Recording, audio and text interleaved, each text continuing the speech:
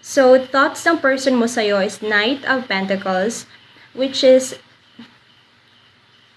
you are very strategic sa mga plano mo.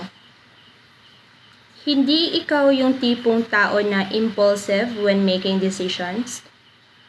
And your movements are slow but steady.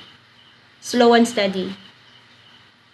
And nafe-feel niya there is a strong foundation. You are creating a strong foundation, and nasa-sense niya the calmer you make decision and the slower you make a decision, the faster the outcome is, or the faster the result is. Yung parang, di ba yung iba, todo bigay, todo effort, or nagmamadali, nape-pressure. Pero ikaw, the more nakalmado ka, and that's because very strategic ka nga, yun yung nakikita niya. And 5 of Wands, very competitive.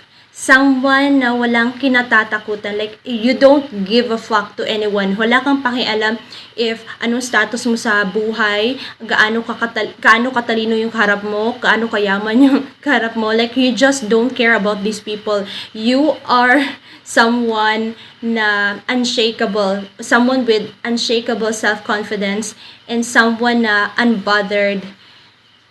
And he's amazed. He never thought that you will become that kind of person. I think this person underestimated you before. So now, he's just like, oh, shit.